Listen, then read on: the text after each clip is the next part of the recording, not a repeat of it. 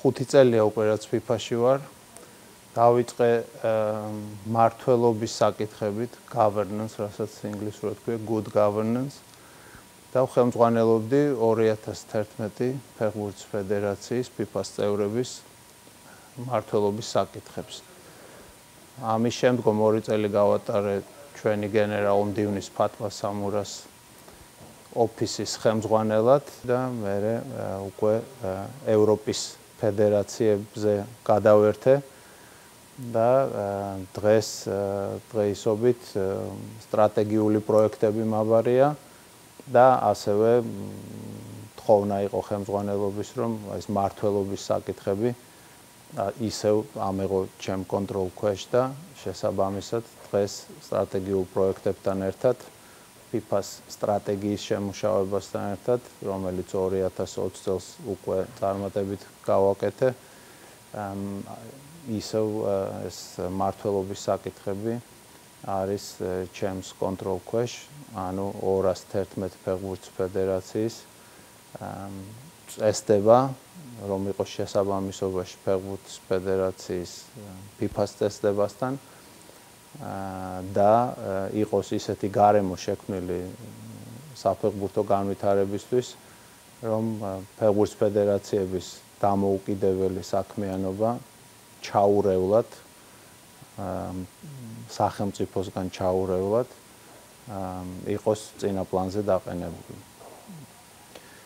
როცა უშუალოდ ევროპული ქვეყნები მებარა, მაშინ კიდე უფრო, ასე ვთქვათ, პირდაპირ შეხება მქონდა, იმიტომ რომ რაც კი პროექტები კეთდებოდა საქართველოს ფეხბურთის ფედერაციაში FIFA-ს ხაზით, უშუალოდ დაქვემდებარებაში იყო და განაცხადი ჩვენთან შემოდიოდა და ჩვენ უნდა გაგვემყარებინა ეს განაცხადი, დაგვემტკიცებინა და ბაზები, რომლებიც შენდება FIFA-ს ხელშეწყობით, მთელი საქართველოს მასშტაბით, ამაში პირდაპირ მონაწილეობას ვიღებდით ჩვენს შესაბამისად. საქართველოში დაბრუნება ამ თანამდებობაზე, ანუ დღესდღეობით მაგაზე ნამდვილად არ მიფიქრია, არც გუშინ არ მიფიქრია და გამორიცხული მგონია ესეთი რაღაცა. რას ვაკეთებ საქართველოსთვის, რაც შემიძლია ყველანაირად ვაკეთებ მაქსიმუმს. ყველა მიცის, რომ საქართველოს წარმომადგენელი ვარ, დღეს აფრიკულ ფედერაციებს ხვდებოდით, აფრიკულმა ფედერაციებმაც იციან დღემდეც და დღის შემდეგ კიდევ უფრო მეტად, რომ FIFA-ში არის ადამიანი, ვინც არის თავის საქმის პროფესიონალი, არის საქართველოდან და აბარია ეს კონკრეტული მიმართულება, რომელიც არის სტრატეგიული პროექტები და მართლობის საკითხები და ძალიან საინტერესო დისკუსია ჰქონდა, იმიტომ რომ მათ ისეთ გარემოში უწევთ მუშაობა, სადაც ყოველდღიურად აწყდებიან ამ პრობლემას. დავიწყოთ იმითი, რომ მარტის შუაში არის FIFA-ს პრეზიდენტის არჩევნები და ჯანი ინფანტინოს არჩევა მოხდება შემდეგი 4 წლით, იმიტომ რომ სხვა კანდიდატი არ არის. შესაბამისად, ერთ-ერთი ყველაზე მთავარი გამოწვევა ჩვენთვის, ჩემთვის პირადად იქნება FIFA-ს სტრატეგიის შემუშავება შემდგომი 4 წლის ვადით 2023-2026 წლების. მსგავსი პროექტი მე პირადად მებარა 2020 წელს და 2020-2023 წლების სტრატეგია გამოვიმუშავეთ, რომელიც საფუძვლად უდევს ყველაფერს, რაც FIFA აკეთებს. ეს არის ამოცანა ამ ყველაფრის არის ის, რომ ფეხბურთი უნდა გახდეს რაც შეიძლება გლობალური. უნდა მიეცეს ყველა ვისაც აქვს სურვილი იყოს ჩართული ფეხბურთში და უნდა შეიქმნას ისეთ საფეხბურთო გარემო მთელ მსოფლიოში, რომელიც ხელს შეუწყობს რაც შეიძლება მეტი ქვეყნის თუ კლუბის უმაღლეს დონეზე ასპარეზობას. ეს იქნება პირველი პრიორიტეტი, რომ იდეები გადავიდეს დოკუმენტად და მოხდეს ამის განვითარება. საინტერესო პროექტები გველის სხვადასხვა მიმართულებით. დავიწყოთ ალბათ შეჯიბრებებით. შემდგომი 4 წლის განმავლობაში ძალიან მნიშვნელოვანი ახალი შეჯიბრი გველის, ეს არის საკლუბო მსოფლიო ჩემპიონატი, ახალი ფორმატით, 32 კლუბის მონაწილეობით. ფაქტობრივად 4-ჯერ მეტი კლუბი მიიღებს მონაწილეობას, ეს იქნება პირველი დიდი ესეთი შეჯიბრი და ისტორიული შესაბამისად და ვთვლი რომ ძალიან საინტერესო რამ იქნება. ძალიან საინტერესო პროდუქტი იქნება, მსოფლიო ჩემპიონატი უკვე ნამდვილი, არა 7 გუნდის მონაწილეობით, ამიტომ 32-ის ძალიან სერიოზული მსოფლიო ჩემპიონატი იქნება, ძალიან საინტერესო ჩემი აზრით. წელს ქალთა მსოფლიო ჩემპიონატი გველოდება და ალბათ გვერდს ვერ აუვლით 2026 წლის მსოფლიო ჩემპიონატს 3 ქვეყანაში ამერიკა, მექსიკა, კანადა და უკვე გაზრდილი რაოდენობით 48 გუნდით, რაც ასევე ალბათ ძალიან საინტერესო, ძალიან სხვანაირი და გამოწვევებით ახსოვს მსოფლიო ჩემპიონატი იქნება. აბსოლუტური კონტრასტი ყატართან, სადაც ერთ ადგილას იყო თავმოყრილი ყველაფერი, ჯერ მარტო იმხელა დისტანციები ამ 3 ქვეყანას შორის თვითონ ამერიკის შიგნითაც აღმოსავლეთ და დასავლეთ სანაპიროებს შორის იმხელა დისტანცია, რომ ყატართან შედარებით სულ სხვანაირი რამ იქნება.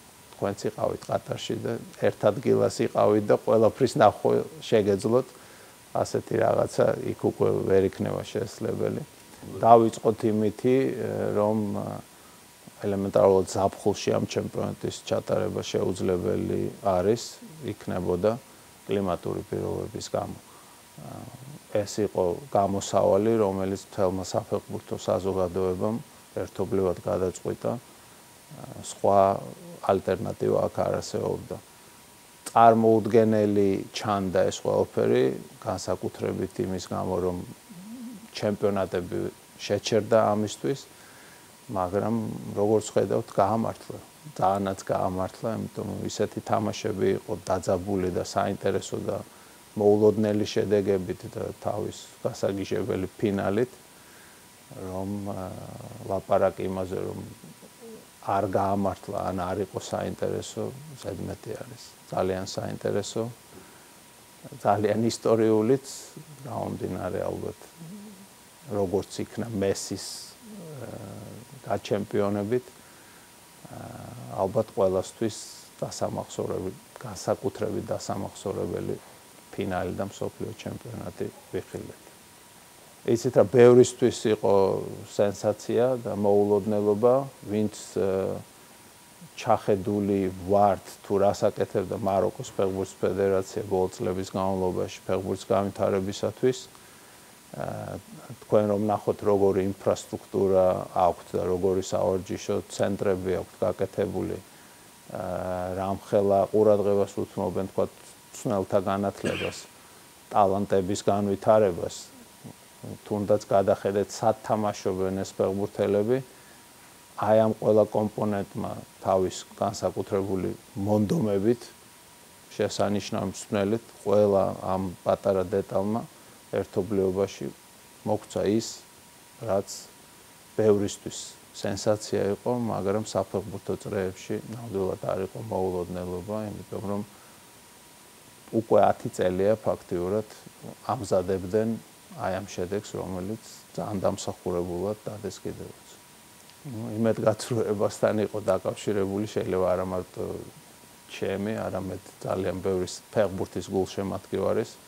მე აქ არ ვსაუბრობ გერმანიის გულშემატკივრებზე, რაც უფრო მეტყანს შეძლებს ესეთი დონის გუნდი ჩემპიონატში მონაწილეობის მიღებას, მით უკეთესია და საინტერესოა, მაგრამ ამას დამსახურება უნდა, მარტო ძველი რეგალიების გამო ეს არ მოხდება და ალბათ ბოლომდე ვერ შეაფასეს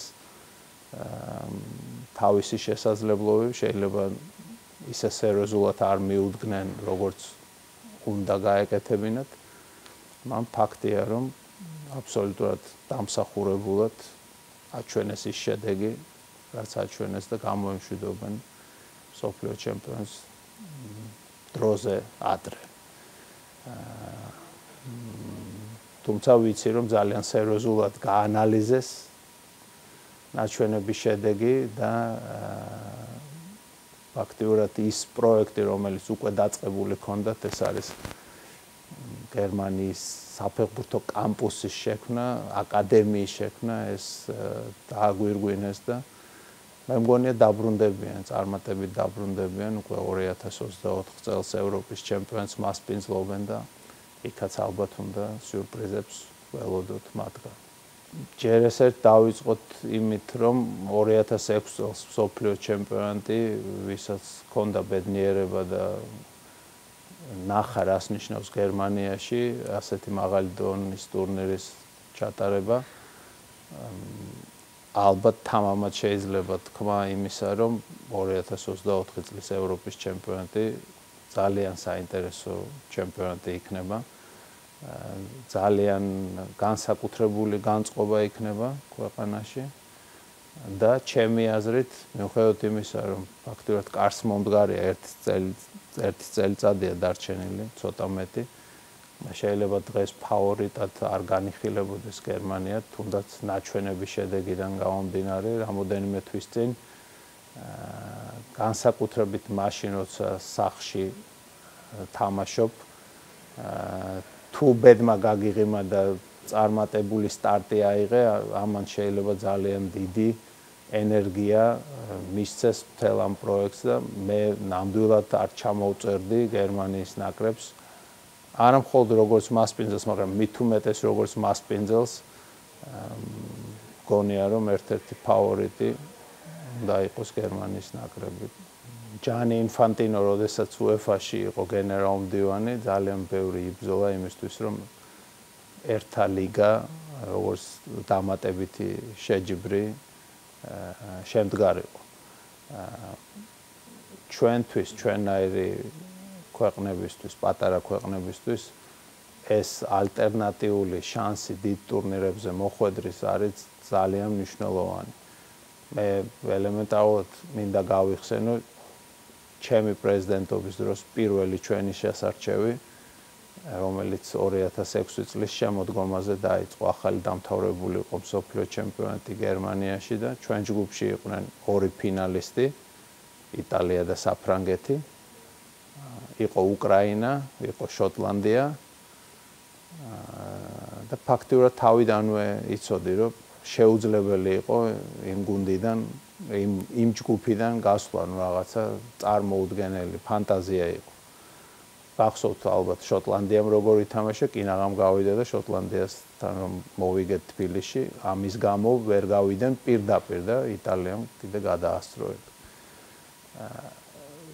ეს სულ მეორდებოდა, იმიტომ რომ სულ ვიღაცა დიდი გუნდები ყავს ჯგუფში და იმითი რომ ერთა ლიგის ალტერნატივა მოვიდა ჩვენთვის იყო ძალიან მნიშვნელოვანი. ჩვენთვის იყო ძალიან მნიშვნელოვანი და უნიკალური შანსი მივიღეთ კიდევაც სამწუხაროდ ბოლომდე ვერ იქნა საქმე მიყვანილი, რასიზო ფეხბურთია, ესე არის.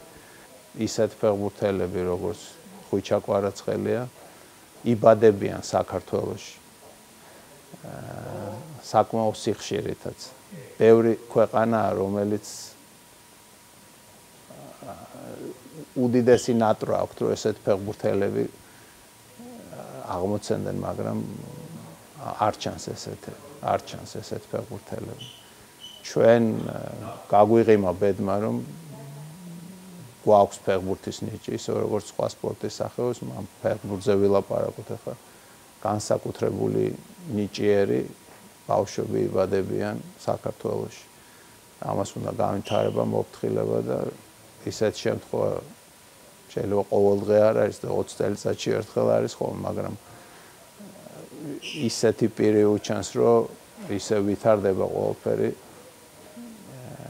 ძალიან დიდი იმედი გვაქვს ყველას, რომ ხვიჩას თამადობით მთელი ეს თაობა ნიჭიერი, რომელიც მის გარშემოა შეკრებილი, ძალიან ბევრ თაობას ქართველი ფეხბურთელების გულშემატკივრების შეძლებენ და ძალიან დიდ სიხარულს მიანიჭებენ და ყველა სულ მოუთმენლად ველოდებით.